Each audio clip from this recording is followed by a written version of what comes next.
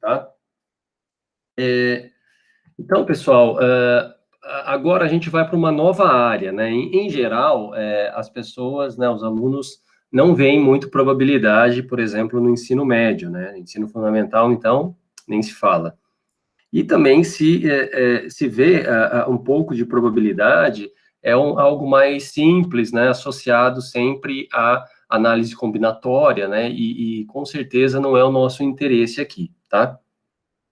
E assim, o porquê que a gente tem que estudar probabilidade, né? O que tem a ver estatística com probabilidade, né?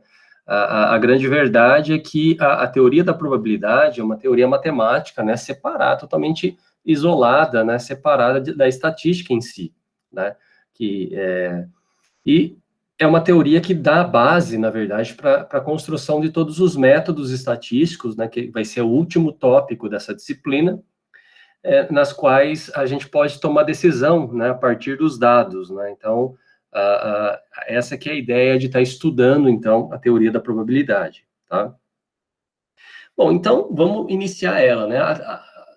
Na verdade, pessoal, a teoria da probabilidade, né, ela tem início ali, né, por volta dos seus registros, né, em torno ali do século XVI, né, basicamente ali em tabernas de jogos de azar na França, né. Existe remotamente alguns outros estudos, tá, desde a época de Galileu, né, já se estudava alguma coisa sobre probabilidade, um outro italiano chamado Cardano também, né, Girolamo Cardano também trabalhava um pouco sobre tábuas de probabilidade associados a seguros, né? Então, contabilizava o número de vezes que os seguros forem acionados e fazia algum cálculo probabilístico aí para saber uma questão envolvida aí com a ideia de seguros, né?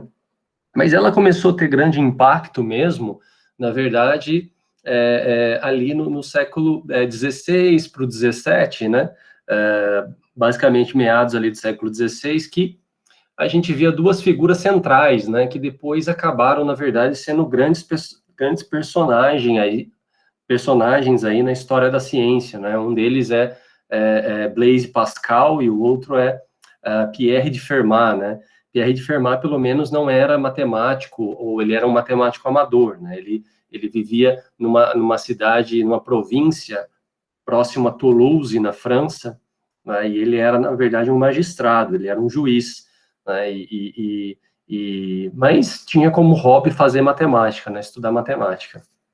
E suas ideias tiveram grandes contribuições, uma delas nessa parte inicial de probabilidade, né? Então, tudo se iniciou ali em uma troca de cartas entre Pascal e Fermat para saber, então, tirar algumas ideias, né, de algumas razões nas quais eles perceberam que os valores eram aleatórios, né? Eles não conseguiam saber qual era a próxima jogada, qual era o próximo dado, né, qual era a carta de baralho sair, enfim, a próxima moeda, qual era a face que ela ia cair, né? Então, é por isso que a parte inicial de probabilidade sempre está muito relacionado com isso, né? Porque a construção, né, então, dessa ideia inicial, do que a gente vai chamar ainda de interpretação clássica de probabilidades, ela surgiu nesse contexto, né, do século XVI para o XVII, né? E também ela se arrastou até o século XIX, né, mais ou menos por 200 anos aí, até que Laplace formalizou, né, a teoria da probabilidade numa primeira definição, numa primeira interpretação, tá? Né? Então, a história da probabilidade começa por aí, né, nessas ideias de tentar resolver certos problemas práticos, né, de pensar qual é a chance disso acontecer, né? Se a gente pensar a palavra probabilidade, isso vem do que é mais provável, né, do que é mais verossímil acontecer, o que é mais provável acontecer, né? Então, todas as ideias partiram daí para chegar numa formalização, né? E, na verdade, Laplace chega, né, no século XIX, em mais ou menos em 1812, ele publica um ensaio, né, uma obra chamada Ensaio Filosófico sobre as Probabilidades, talvez o primeiro grande tratado sobre probabilidades da história que a gente tem conhecimento, né? E ele observa uma coisa muito interessante, né? Que essa frase primeira dá uma ideia associada muito com análise combinatória, né? Que você tem uma quantidade favorável de algo que você queira estudar sobre um total, né? E ele observa que a probabilidade nada mais é do que uma razão ali, e também ele observa que a teoria da probabilidade poderia ser nada mais, nada menos que o senso comum escrito na forma de cálculo, né? Porque a gente está pensando aí qual é a probabilidade de algo acontecer. Então, a gente está pensando, de certa forma, usando o nosso senso comum para que isso aconteça, né? O nosso conhecimento já. Tá? Então, as ideias iniciais de probabilidade que eu vou conversar aqui com vocês, né, principalmente nessas primeiras aulas, foram lançadas, né, aí na história da humanidade desde o século XVII até agora, né? Então, várias pessoas contribuíram, né, como Blaise Pascal, como Pierre de Fermat, como Abraham de Moivre, né, e também aí o Pierre Simon, o Marquês de Laplace, né? Então, vamos pensar aqui o que é a ideia da teoria da probabilidade, né? O que a gente quer com esse tópico, né? A gente quer o seguinte, né? Então, a gente observa que ele é um ramo, então, da matemática, tá? Que vai desenvolver modelos, tá? Então, a gente vai ter uma modelagem, né? Modelagem nada mais é do que a gente ter uma equação, uma função para tentar descrever alguma coisa. E o que a gente vai tentar descrever, pessoal? A gente vai tentar descrever certos fenômenos que a gente chama de aleatórios, né? Então, a gente observa na natureza que existem certos fenômenos que a gente não consegue prever ele, né? Por exemplo, se vai chover daqui meia hora, né? Se vai chover amanhã ou não, né? Então, a gente não consegue ter certeza, né? A gente pode até tentar prever, mas a gente não consegue ter uma certeza sobre isso, né? Então, são fenômenos ditos aleatórios, né? Algo que a gente não tem controle sobre isso.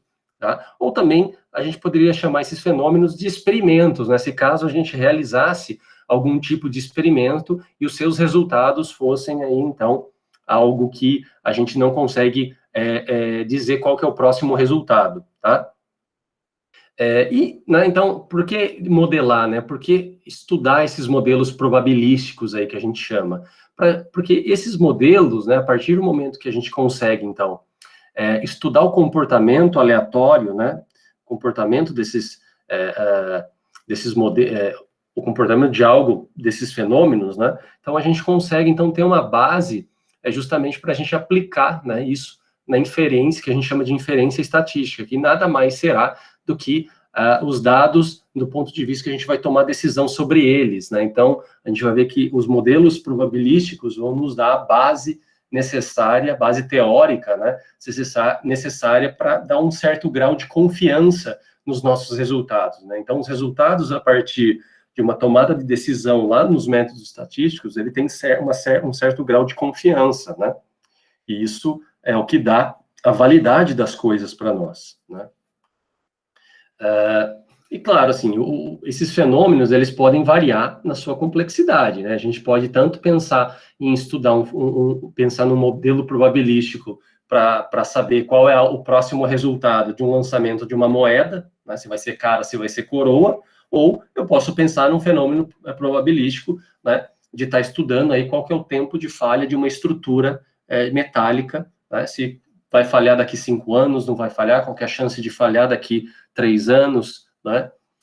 Então, existem vários fenômenos, vários experimentos aí, e isso vai depender, evidentemente, do grau de complexidade. É claro que a gente vai iniciar, né, pensando nas coisas mais simples para introduzir a ideia, então, da probabilidade, tá?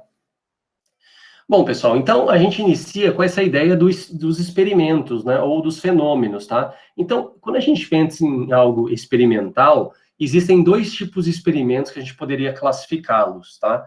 Nós poderíamos classificar, então, nos experimentos que são ditos determinísticos, tá? Que são aqueles o quê? Que sobre certas condições, né? Sobre as mesmas condições, se a gente repetir esse experimento várias vezes, a gente vai observar resultados praticamente idênticos ou idênticos, tá? Ou seja, a gente não vai ter mudança, né, de um resultado para o outro. Como, por exemplo, a ideia da aceleração da gravidade, né? Então, você pode pegar qualquer objeto, uma determinada altura, né? Você pode fixar essa altura, né, sobre a mesma condição, né? Ou seja, sobre o mesmo local, e você pode arremessar, soltar esse objeto. A gente vai ver sempre, a experiência nos diz isso, né? A gente vai ver esse objeto o quê? Caindo, né? E aí a gente pode estar estudando por que isso está caindo, né? Ou mostrar por meio de uma equação por que existe essa atração, essa atração gravitacional, né? Mas observa que toda vez que a gente fizer esse estudo, a gente vai observar, então, esse objeto caindo, se for sobre as mesmas condições, tá? E também a gente observa muitas leis da física e também na química que estão associados a isso, né? Claro que não são todas, tá? Não são todas as leis, né? Por exemplo, a química quântica, a física quântica, por exemplo, né? A física moderna, a mecânica quântica, ela já tem um aspecto totalmente probabilístico, tá? Onde você estuda, por exemplo, os movimentos chamados brownianos, né? Movimentos das partículas, né? E esses movimentos são ditos aleatórios, por exemplo, tá? Então, não são todas as leis, mas boas partes das leis conhecidas na física aí, elas têm essencialmente um caráter determinístico, né? Então, se não tem variação nos seus resultados, né, então isso é basicamente a física ou a química que vai explicar para a gente. Agora, nós vamos estar interessados aqui nos ditos experimentos aleatórios, tá? Então, os experimentos aleatórios, eu vou classificar como essa letrinha aqui, tá? Essa é uma letra grega, chamada epsilon, tá? Então, o epsilon aqui para a gente é um experimento aleatório. O que significa isso, né? Então, um experimento aleatório é aquele que a gente vai repetir sobre as mesmas condições, tá?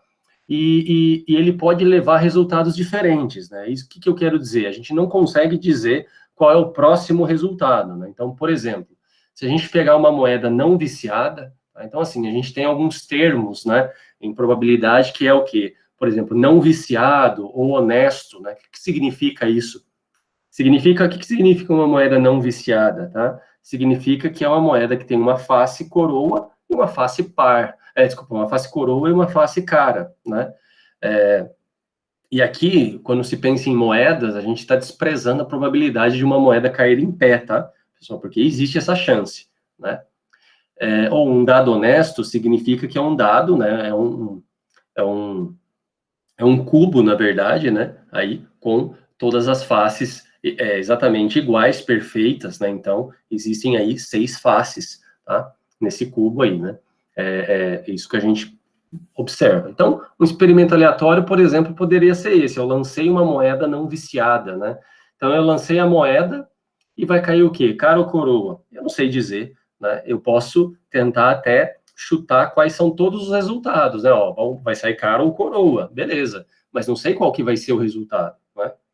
Assim como se eu lançar um dado, né? Um dado honesto aí, né? Os dados de jogos aí, que tem que vai de 1 até 6 faces, eu também não sei qual é a face que vai sair, né? Pode sair 4, pode sair 5, pode sair face 6, mas eu não consigo dizer, a gente não consegue falar qual que é o próximo resultado, né? Então, se a gente está nessa situação, numa mesma condição, a gente repete o experimento várias vezes, né? Quer dizer, eu vou arremessar várias vezes um dado, vou arremessar várias vezes uma moeda, e isso me dá resultados diferentes, né? Então, isso caracteriza aqui um experimento aleatório. O último exemplo, para diferenciar um pouco desses, né, com um grau já de complexidade maior, é esse daqui, né? Tem o tempo de falha, por exemplo, de um equipamento eletrônico. Então, imagina que você vai lá, compra um smartphone, vai? Então você tem lá o teu celular e, evidentemente, que você não espera que ele vai dar um problema aí na parte eletrônica, né, elétrica dele daqui a um tempo. Tá? Então, pelo menos, né, você espera que isso vai demorar muito. Mas, às vezes, acontece, né? Às vezes, um aparelho falha primeiro do que o outro. E aí você pergunta, por quê? Se os dois foram fabricados pela mesma empresa, né? Vamos pensar, foi a mesma máquina que produziu, é a mesma série lá, né? O código de produção. Por que falhou? Né? Então tem algo que está intrínseco, né? Que está além do nosso poder, da nossa capacidade de controle, né?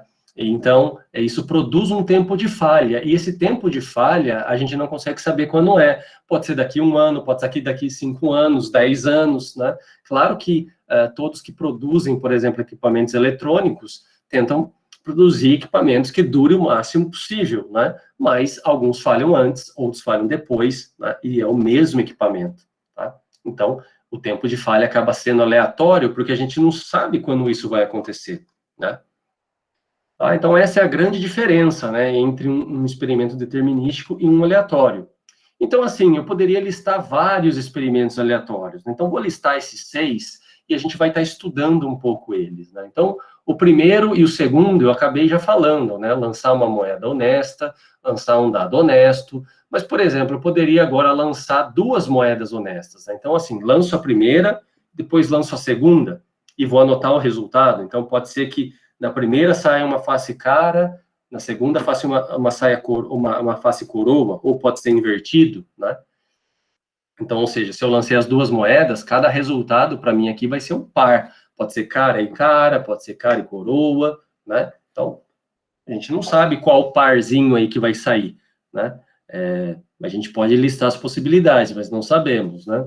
Ou um experimento aleatório 4 aqui, ó, é a gente selecionar um morador da cidade de Londrina e medir a sua altura, né? Então, por exemplo, eu estou querendo investigar aí qual que é a altura dos cidadãos aí de Londrina, e imagina que eu tenho um banco com todas as informações, né, e vou lá e seleciono uma pessoa. Então, vou lá e peço para ela, né, uma autorização para medir, né, a altura dela, e vai lá medir, o cara mede, sei lá, 1,72 m, tá?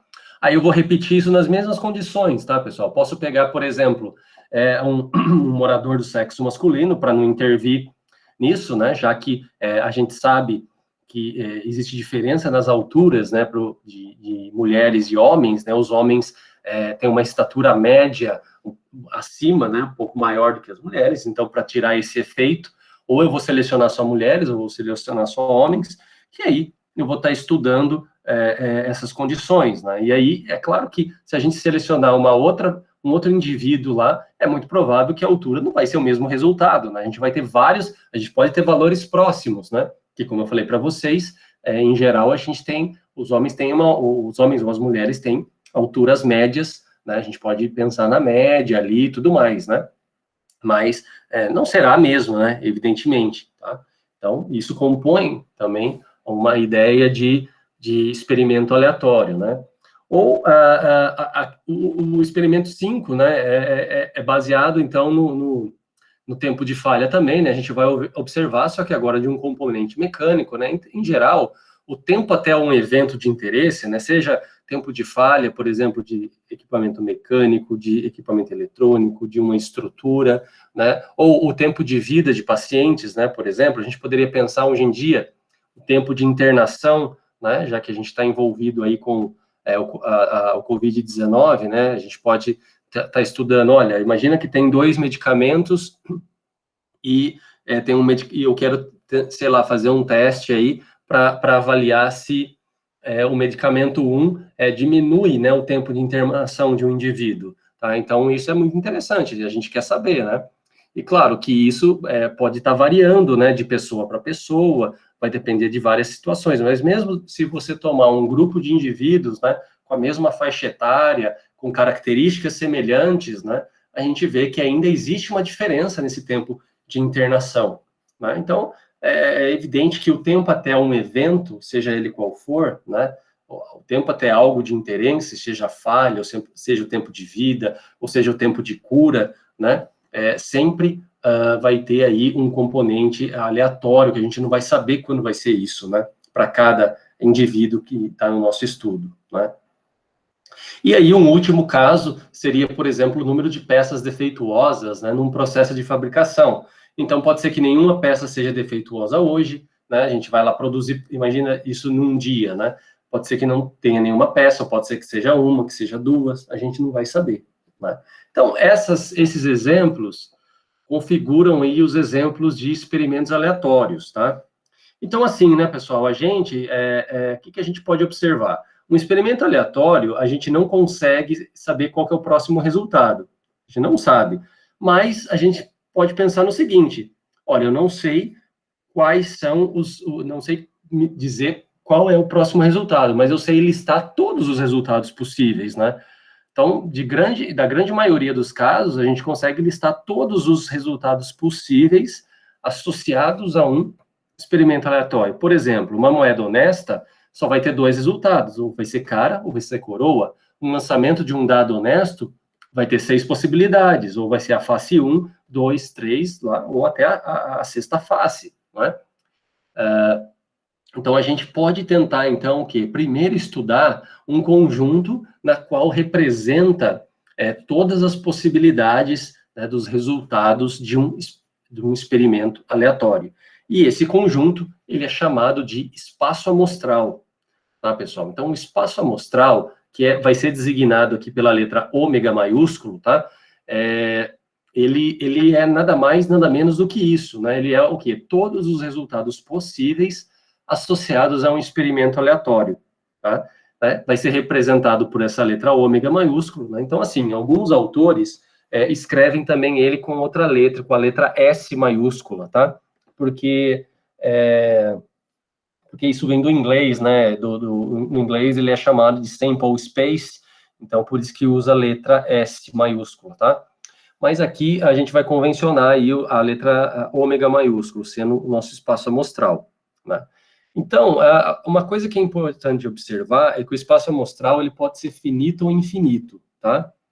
Tanto faz, pessoal, pode ser tanto finito quanto infinito, né? Ou seja, o que significa um espaço amostral infinito? Quer dizer que eu tenho uma infinidade de possibilidades do meu experimento aleatório, tá? Pode até parecer um pouco estranho, mas vocês já vão observar isso, né?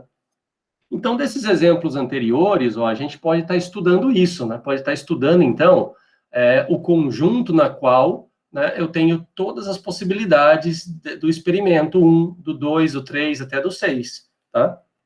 Então, no experimento 1, eu vou ter um espaço amostral 1, né, um ômega 1, e a gente vai ter, então, duas possibilidades só.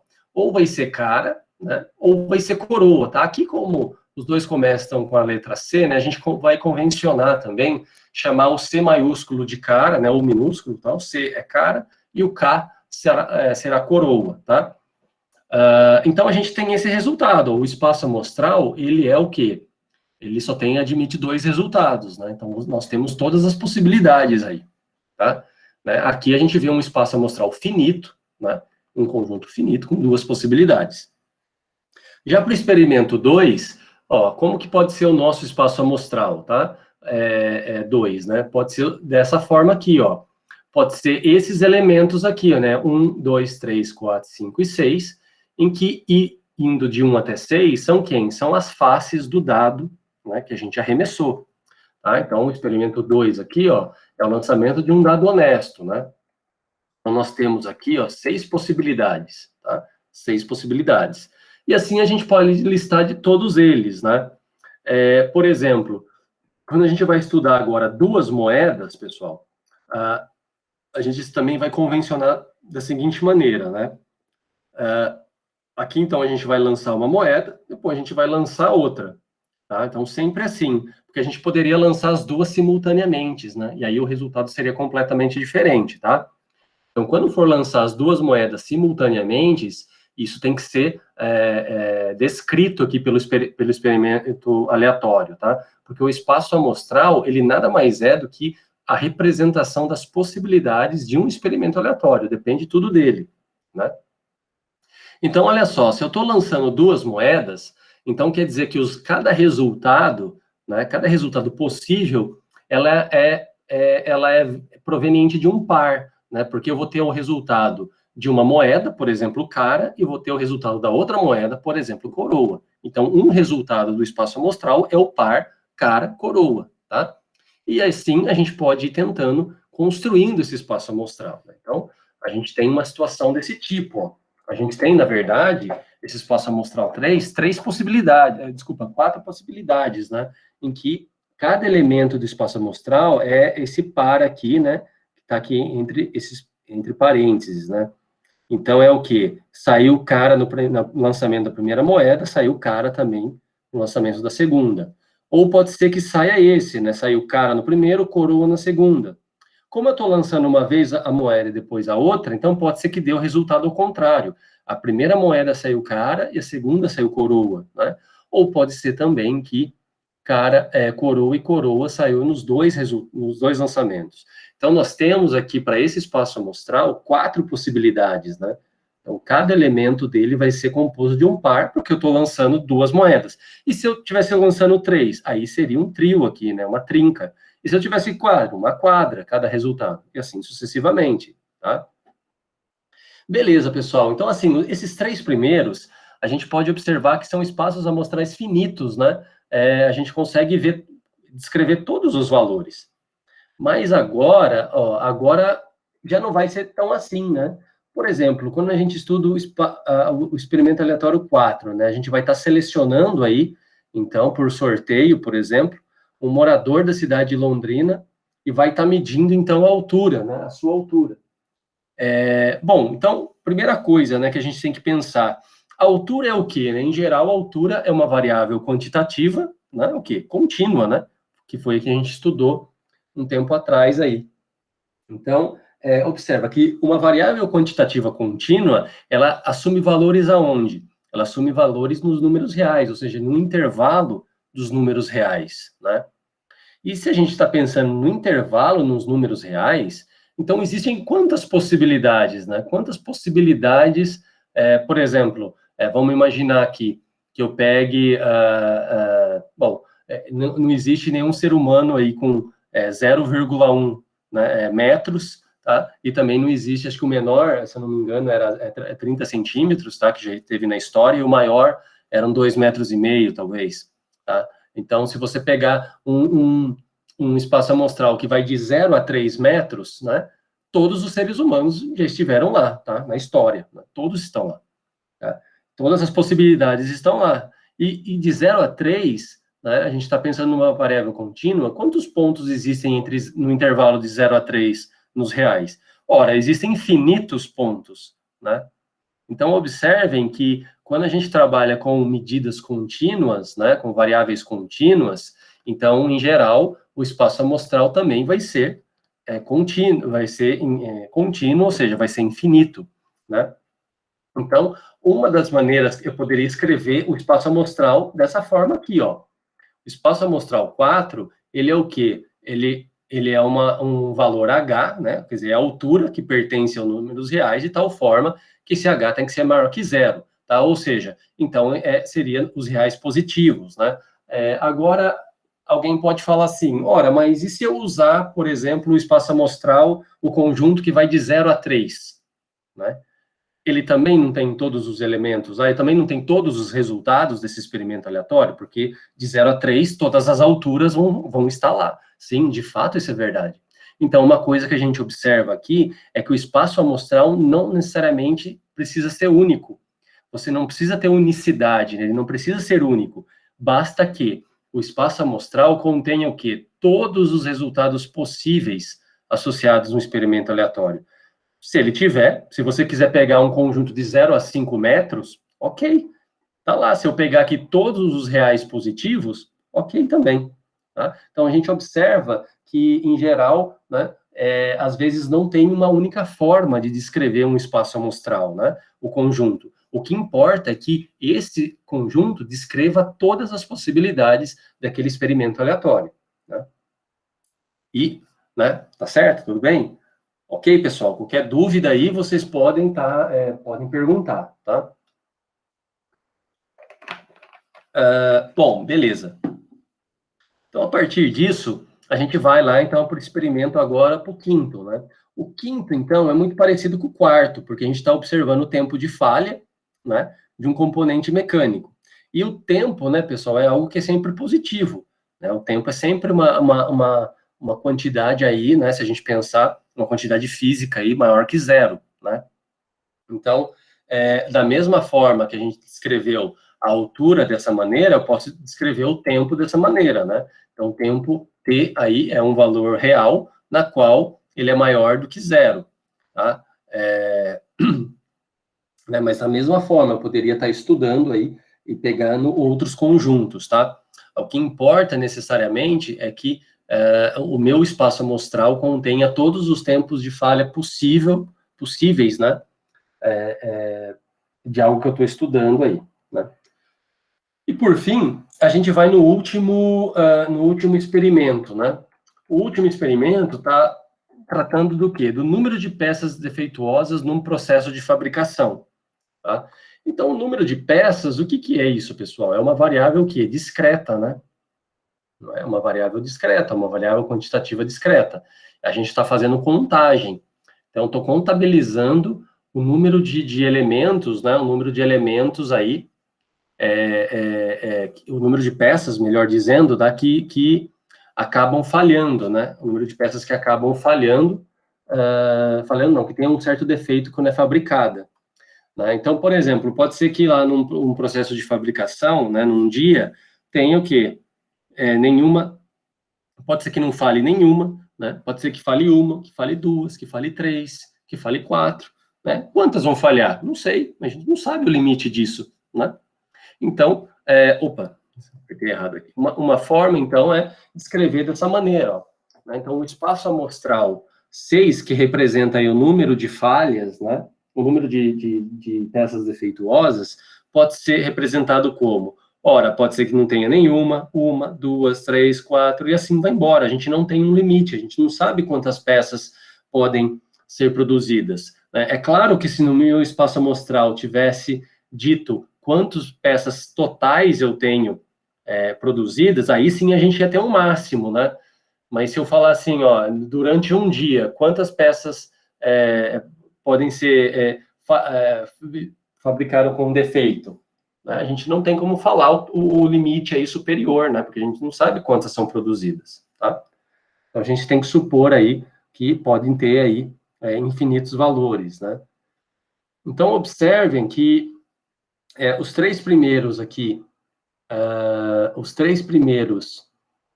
espaços amostrais, né, eles estão associados ao quê? Eles estão associados a conjuntos aí, né, a conjuntos finitos, né, e os três últimos a conjuntos infinitos, e mais, né, pelo menos esses dois, o quarto e o quinto, né, o quarto acho que é mais nítido, a gente pode escrever ele de mais de uma forma, né, ou seja, ele não é único, né, não existe uma propriedade chamada de unicidade, né, então isso é importante estar observando aí.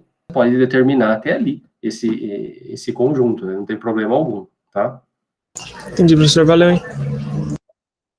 Então, essa aqui é a ideia aí, então, né, do espaço amostral. Né? O que importa nele é que todos os resultados possíveis desse estudo, desse fenômeno aleatório, ou de um experimento aleatório, esteja presente lá, né? Sejam elementos desse conjunto ômega aí, tá? Então, aqui, ó, tem 3 exemplos, pessoal, né?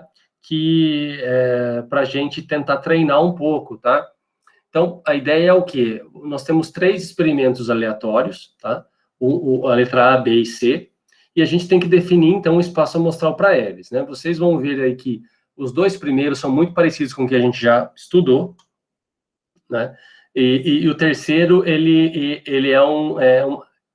o terceiro, assim, é um pouco mais complicado do que os outros, mas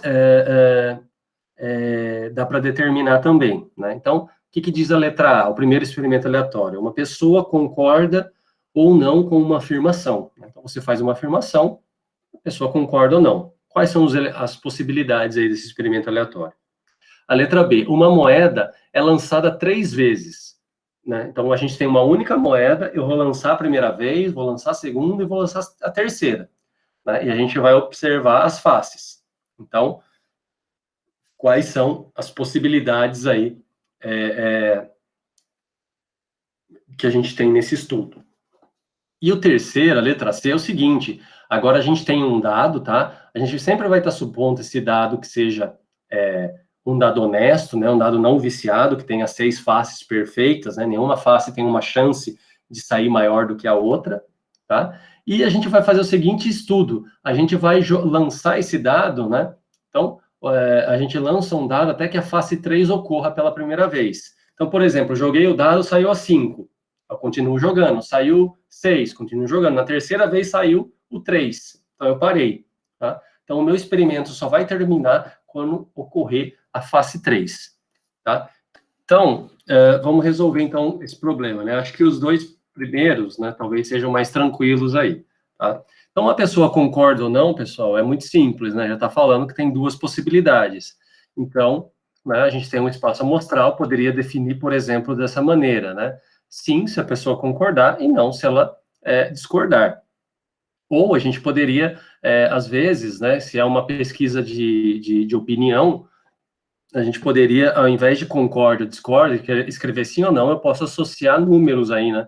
Posso associar o número 1 a ser o fato da pessoa concordar e o 0 o fato da pessoa discordar. Então, eu teria uma tabela de números aí de 0 ou 1, né? Seriam os dois resultados. Então, assim, às vezes tem muitas formas de escrever, tá? Um espaço amostral, né? Mas o que importa, novamente, é que esse espaço amostral, ele descreva aí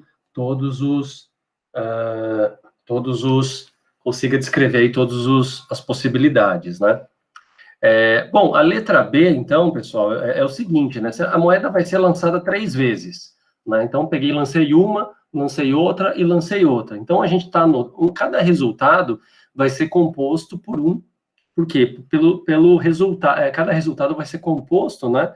Pela face dessas moedas, da moeda que saiu, né? Então, eu lancei a primeira vez, deu cara, lancei a segunda, a segunda vez deu coroa, e a terceira vez deu cara. Então, esse é um resultado, né? Cara, coroa, cara, tá? Então, cada resultado aqui vai ser formado, então, por uma trinca, né? Por um trio aí, né? Então, olha só o que a gente tem, então. Então, a moeda, ela é lançada 3 vezes, olha o que a gente tem. Então, o primeiro evento é esse, ó. As 3 moedas saíram cara. Porém, eu posso ter o quê? Que as 2 primeiras saíram cara, né? E as 3 moedas não, os 3 lançamentos, né? E aqui pode ser o quê? Que os 2 primeiros lançamentos saiu cara e o terceiro saiu coroa. Ou pode ser que o primeiro e o terceiro saiu cara e o segundo saiu coroa, né? Ou aqui, né, a gente observa que o primeiro saiu cara e os próximos 2, né, a segunda e a terceiro lançamento coroa, tá? Ou ele aconteceu, foi dessa forma, né? Saiu coroa, depois cara e cara, ou coroa, cara e coroa, ou coroa, coroa e cara, né? Ou tudo coroa, tá? KKK. Então, não deem risada aí, tá? Pode ser o KKK também, tá? Então, pessoal, o que a gente tem aqui, ó? Todos os resultados, né? Cada elemento aqui, ó, cada elemento do espaço amostral é formado por esse trio, porque eu estou lançando 3 vezes a moeda, tá? Então, tudo bem, espero que isso, né, esteja claro aí para vocês. E observem que a gente tem quantos elementos desse espaço amostral, pessoal? A gente tem 8, né? 8 elementos. Né? E por que a gente sabe? Né? Porque, assim, como que a gente consegue definir isso? É muito simples. A gente consegue definir isso dessa maneira, né? Isso está muito relacionado lá na teoria dos conjuntos, com aquele conjunto das partes, né? O que era o conjunto das partes? Era 2 elevado ao número de elementos que a gente está estudando aí, né? Então, por exemplo, uma moeda pode sair 2 vezes, pode ter 2 resultados possíveis, né? Sair cara ou sair coroa. Então, mas qual que é o número de vezes que a gente vai lançar? 3 vezes. Então, os elementos desse espaço amostral é 2 elevado ao cubo. Por isso que tem 8, né? Aqui é a mesma coisa. Uma pessoa pode ter 2 resultados possíveis, né? Concordar ou discordar. Mas quantas pessoas que a gente está perguntando? Uma só. Então, é 2 elevado a 1, 2 possibilidades, tá? Então, essa que é a ideia, assim, né? Quando você tiver, então, um estudo em que você tem lá nesse experimento o objeto, né, que tiver 2 possibilidades, como é a moeda, ou como no caso aqui, um indivíduo, né, que possa ter 2 opiniões, né, sim ou não, você pode tentar calcular a quantidade de elementos dessa maneira, tá? Agora, já o terceiro, ele é um pouco mais chato, né, para a gente fazer, porque, assim, a gente tem o quê? Que a gente vai estar lançando o dado, né, a gente vai estar lançando aí a fase 3, até que essa fase 3 ocorra, né? Então assim,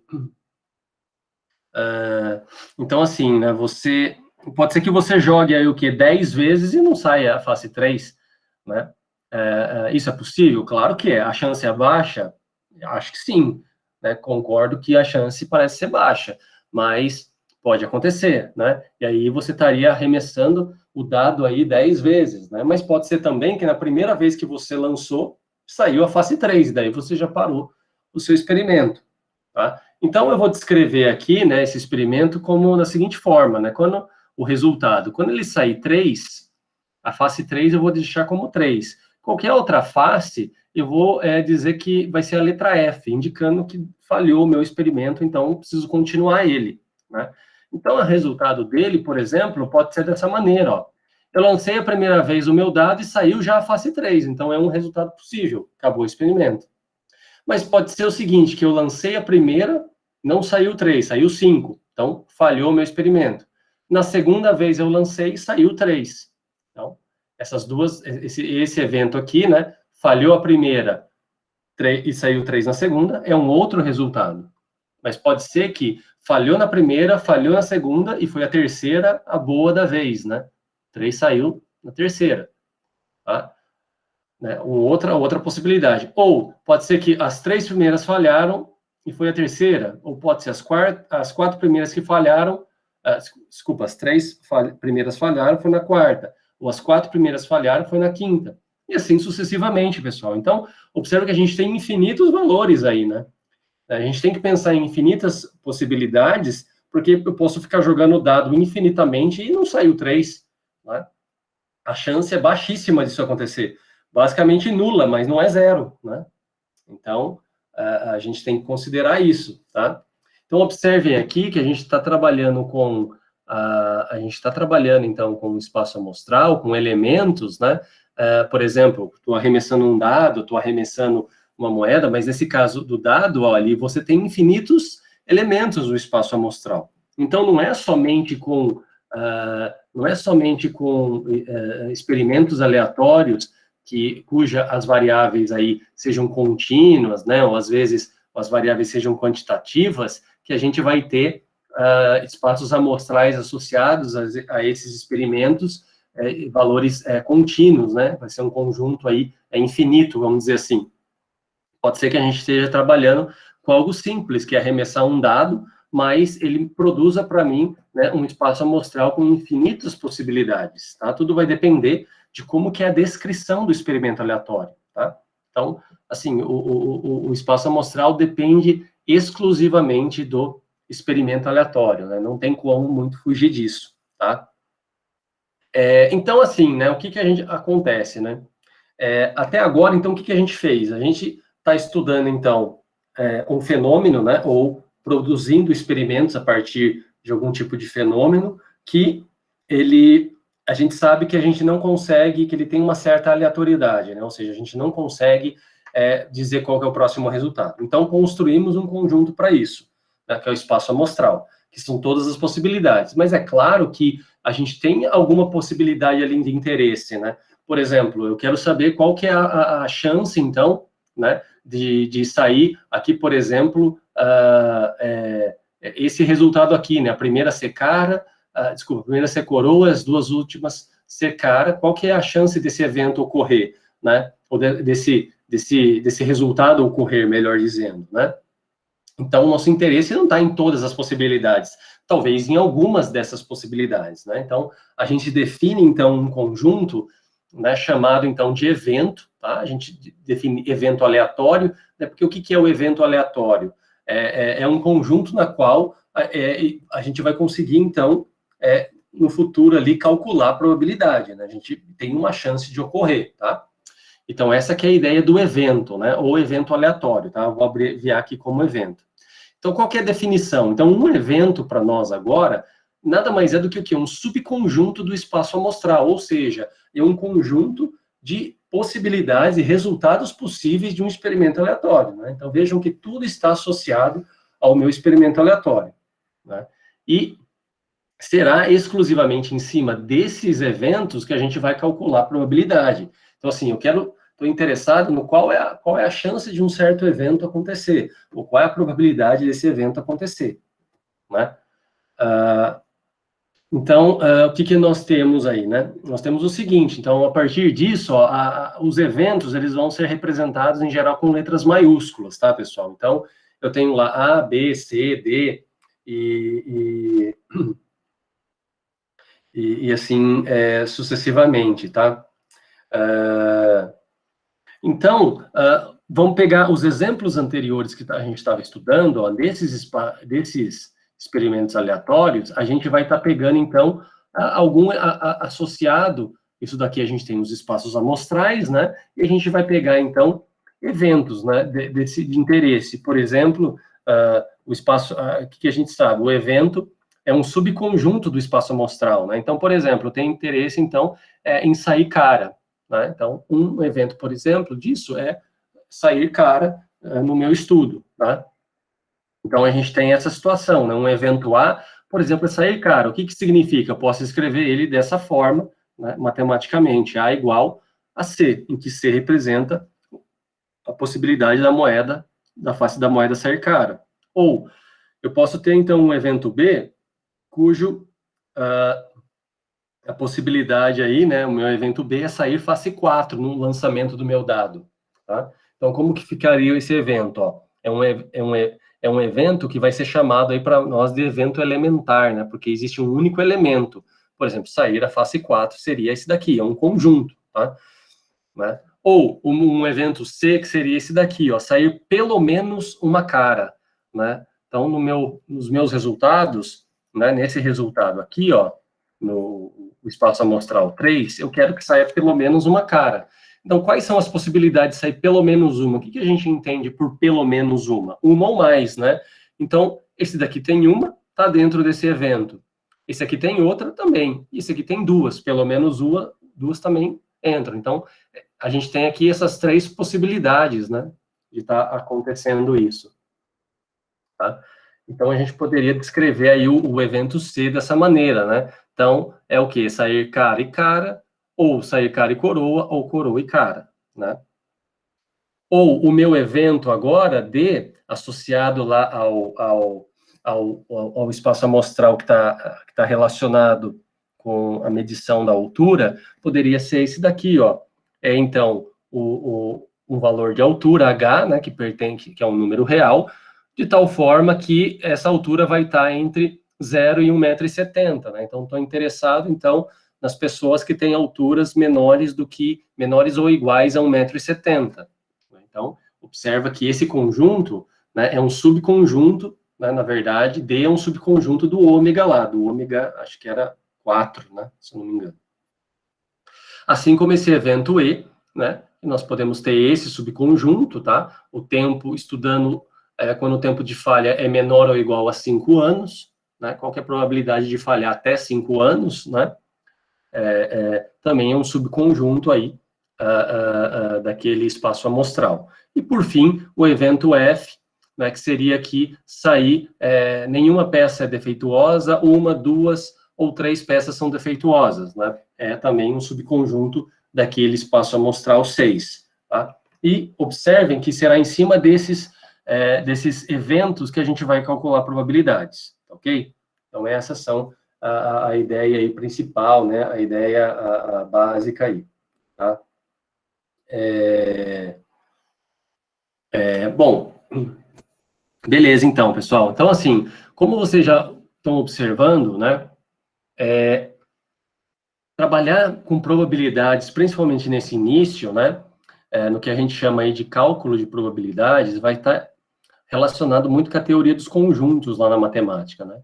Então, aqui, eu descrevi uma pequena revisão, né, da operação com eventos ou conjuntos, né? Porque um evento nada mais é do que um conjunto, tá? Um conjunto de possibilidades, né? Um subconjunto de ômega.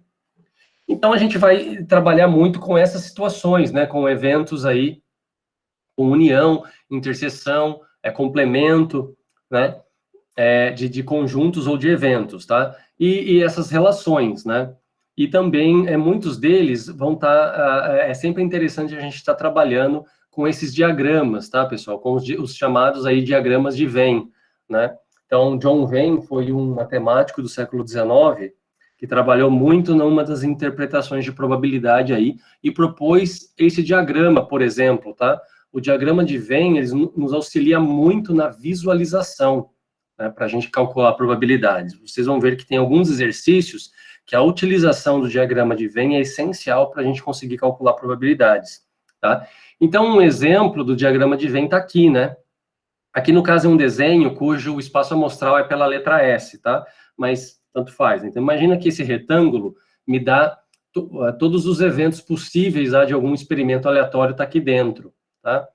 E aí a gente tem um evento A, que é um conjunto A, né? Então, ou seja, é um subconjunto do espaço amostral. A gente tem um outro conjunto B, né? Que é um outro evento do espaço amostral, né? Então, a gente observa que A e B são eventos, né? E a gente tem alguns resultados dentro desses eventos, né? Por exemplo, o Azinho aqui é um resultado dentro desse conjunto A. O Bzinho é um outro resultado que pertence ao evento B. E o C aqui é um outro resultado do espaço amostral, mas que não pertence nem a A nem a B, né? O que seria esse Azinho aí, por exemplo? Poderia ser um caso desse, ó. Pega esse evento C aqui, né? A gente tem o evento C é composto por esses três resultados. Por exemplo, esse resultado sair cara e cara no lançamento aí de duas moedas é um resultado, né, que pertence ao evento C, tá? Né? Então, essa que é a ideia aí, e a gente pode estar desenhando isso, né? Tá? Esses estudos aí. Então, aqui primeiro, pessoal, a gente tem o que? A união de eventos, né? Então, o que é a união de eventos? Ou a união de dois conjuntos? Então, a gente diz que o evento de A e B equivale ao quê? À ocorrência de A, ou de B, ou de ambos, né? Então, é isso que significa a união ou a reunião de eventos, né? São os elementos do A, ou do B, ou de ambos, tá? Né? Então, a gente observa que os elementos do espaço amostral que estão em pelo menos um dos dois conjuntos, né? Pode estar nos dois, mas pode estar ou em A ou em B, né? Então, a notação, a gente diz o seguinte, né? Quando a gente pensa na união, a gente está pensando o quê? Ocorre em A ou em B, tá? Isso daqui está implícito que está ocorrendo ou só em A, ou só em B, ou em ambos, né? Então, o ou tem uma característica do quê? Da união, né? A união com B. Lembrando que esse ou aqui, tá? É o símbolo da união. Então, pelo diagrama de Venn, ele ficaria mais ou menos nesse formato, né? Eu tenho esse retângulo aqui, que é o meu espaço amostral, eu tenho um evento A aqui, né? Tem um evento B aqui, né? Que tem elementos em comum, tá? Por exemplo, aqui no meio, mas o que está em amarelo é o que me está dando, é o que dá a união entre esses eventos, né? São os elementos de A, ou os elementos de B, ou os elementos que estão tanto em A quanto em B, tá? Por fim, a gente tem uma outra operação que é a interseção, né, ou a intersecção dos eventos. Ou seja, a intersecção é aquele, entre dois eventos A e B, é o quê? São os elementos em comum entre esses dois eventos, entre esses dois conjuntos, né? Então, ou seja, são os valores, os resultados em comum. Então, a gente diz que a intersecção entre eventos é aquele que ocorre em A e em B, tá? A e B ao mesmo tempo. Então, tem essa anotação, né? A interseção com B. Então, no diagrama de Venn, olha como é simples a visualização, né? A gente tem aqui, então, o espaço amostral, e a gente tem o conjunto A e o conjunto B. Então, o que está em amarelo aqui, ó, é o que está em comum, né? A gente pode ter elementos de A aqui e pode ter elementos de B ao mesmo tempo nessa faixa amarela, tá? Então, isso que significa a intersecção entre eles, né? Aquilo que é em comum.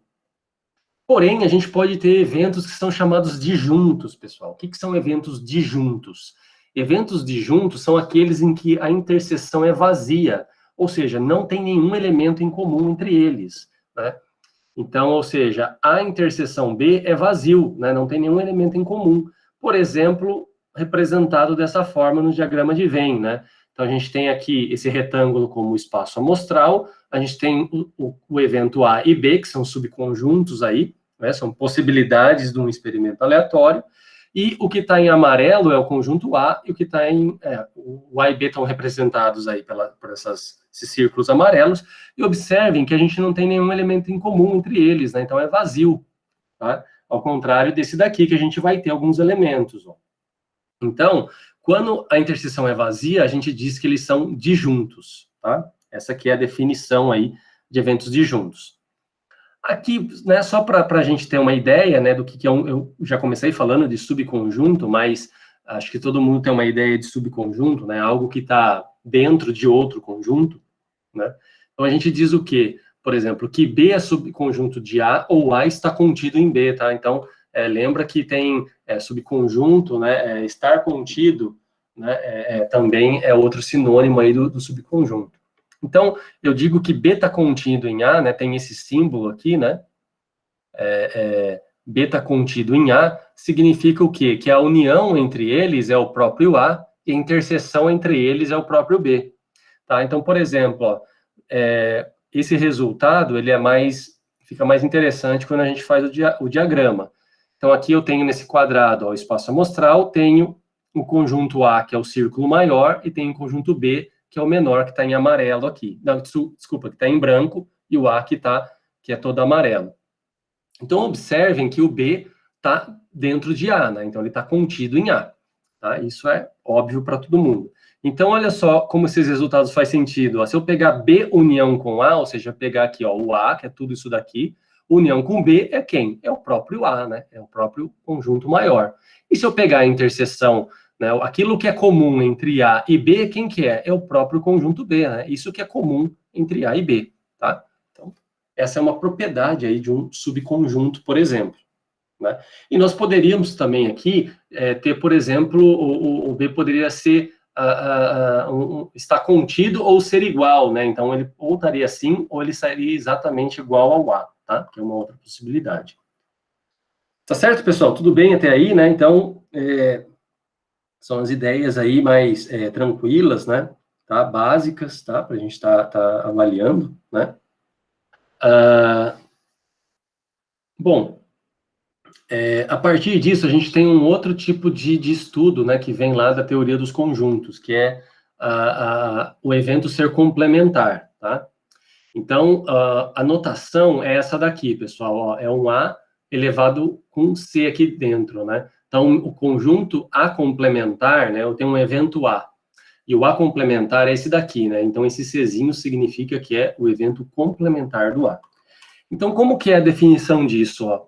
É o seguinte, ó, seja A um conjunto tal que A está contido no espaço amostral. Então, A é um evento, né, do espaço amostral. Então, o evento complementar de A, que é nessa notação, ele é o quê?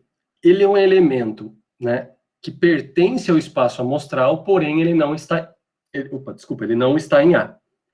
Então, o A complementar é definido dessa maneira, ó, é um elemento X tal que X pertence ao ômega e o X não pertence ao A, tá? Né? Então, essa aqui é a definição do ponto de vista matemático. Então, como que fica isso no diagrama de Venn? Olha, a gente pode escrever dessa maneira, né? Então, eu tenho aqui o espaço amostral representado por esse quadrado, né? E eu tenho aqui um conjunto A que é representado aqui, né? Tá? Esse círculo e o branco aqui no meio.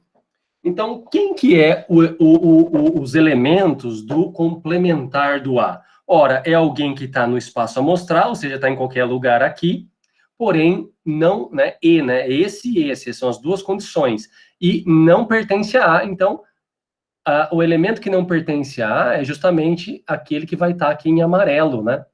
Então, ó, tudo que está em amarelo aqui é o quê? É o complementar do A, que a gente designa pela letra A elevado a C aí, tá? Então, esse que é o complementar do A, é o conjunto aqui, o que está pintado em amarelo, né? Então, é bem simples a ideia, tá, pessoal? Então, o complementar é aquele elemento que pertence ao espaço amostral, evidentemente, mas ele não está em A. Vai estar em todo, pode estar em qualquer outro lugar aí. Né? E o evento complementar, em geral, ele tem propriedades quando a gente estuda o evento e o seu complementar, né? Então, por exemplo, ó, se a gente tomar aqui o A complementar, que é tudo que está em amarelo, e fizer a união com o A, então o que vai dar a união com o seu complementar? A reunião vai dar todo o espaço amostral, né? São todos os elementos, ó, então me dá todo o espaço amostral. Por outro lado, se eu fizer a interseção, ó, de A com o seu complementar, né, vai existir algum elemento em comum? Não, porque todos os elementos do complementar não estão em A, né? E todos os elementos de A não vai estar no complementar do A, claro. Então, a interseção entre A e o seu complementar é vazia, não tem nenhum elemento em comum. Então, olha aqui que a gente já pode dizer. Se a intersecção entre A e o seu complementar é vazia, quer dizer o quê? Que eles são o quê? Eventos disjuntos, né? Porque a interseção é vazia. Então, isso vale para qualquer evento e o seu complementar. Sempre a gente pode usar essas relações, tá? Se a gente tomar um evento qualquer e pegar o seu complementar, a união entre eles é o próprio espaço amostral, é o todo, né? E a interseção entre eles não tem elementos em comum, é o vazio, tá? Né? Então, aqui tem alguns exemplos, tá, pessoal? Um exercício 2, ó, para vocês estarem estudando, né? Tem um evento A, um evento B, um evento C e um evento D. E aqui, para você estudar a união entre eles, a interseção e o complemento, tá? Aqui tem as respostas depois, né? Então, vocês podem estar estudando, né? E também, vocês podem estar trabalhando aqui com tentar fazer esse exercício 3, tá? Então, esse exercício 3 é o quê? A gente tem, então, algumas frases e a gente vai tentar traduzir isso em termos de conjuntos, né, de eventos. Então, por exemplo, seja A e B dois eventos em um mesmo espaço amostral, né? Então, A e B são subconjuntos desse espaço amostral. Então, a gente vai tentar traduzir para a linguagem da teoria dos conjuntos essas três situações. O que significa pelo menos um dos eventos ocorre? Pelo menos um dos eventos. O que significa? Como que a gente pode escrever isso em termos da linguagem, ou seja, das operações entre conjuntos? A letra B, o evento A ocorre, mas o B não, né? O evento A ocorre, mas B não ocorre.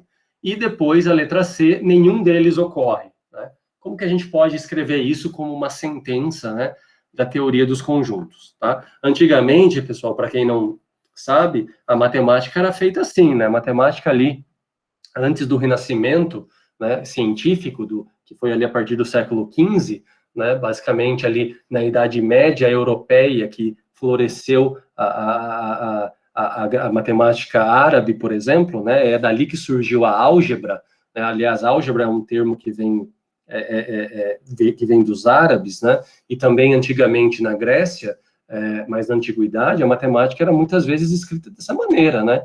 Você tem lá a terça parte de um número somado com o quadrado dele é igual a 10, né?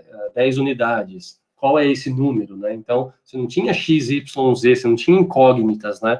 Depois que a matemática com os árabes, que ela começa a ficar um pouco mais talhada na forma de equações, né? Mas antigamente era isso, ó, eu tenho dois eventos e pelo menos dois ocorrem. Então, como que a gente pode escrever isso agora em termos de uma sentença matemática, tá? Então, esse que é o exercício 3.